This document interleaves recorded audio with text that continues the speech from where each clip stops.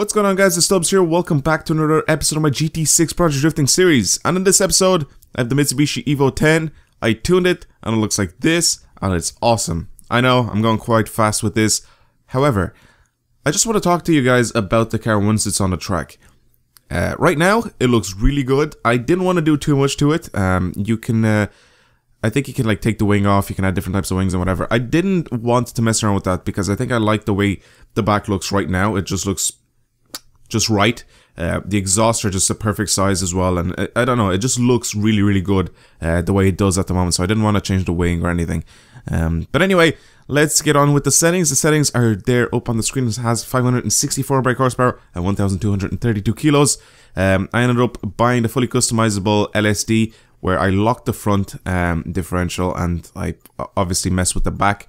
Then I obviously bought the torque distribution center diff, which I changed all the power, well, the majority of the power to go to the back wheels, so it's basically now a 10 to 90 split. Now on the track, it's not really the same thing as a rear wheel drive, obviously, because it isn't.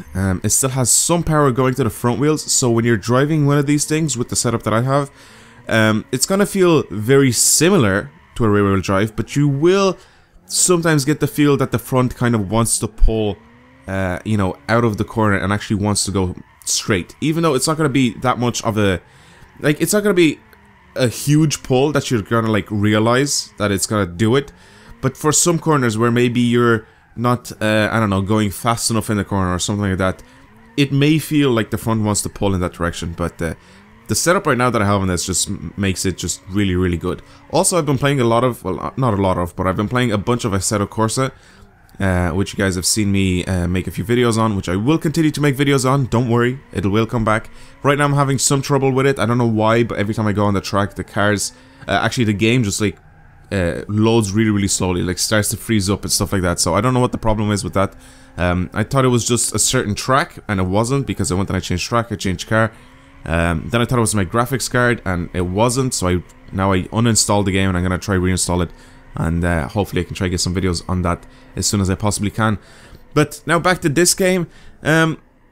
When I went back to try and play in this game, I don't know if it was the car the way as a four-wheel drive instead of a you know, of a rear-wheel drive when I was drifting, but I found it quite difficult the very first time I went around this track, and it was definitely not this lap.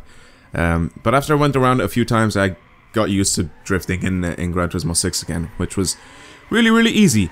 But yeah, the car drives great. I think it looks really, really good, and there's really nothing else for me to say about this. Also, if you guys have any suggestions of future cars that you want me to do in Project Drifting, leave them down in the comments below. I want to hear what you guys want to see from me. What drift builds would you guys like to see me do, or even try and do? And I'll definitely take it up on you know, as a request, and I'll try and do it. Now, it doesn't really matter if it's a rear-wheel drive or a four-wheel drive. I'll do both of those. It doesn't really matter. I don't care if it's a supercar or if it's just a random sports car. I don't really care if you choose something that has like shitty amount of horsepower or something that has like 1,000 horsepower. Just leave it down in the comments below.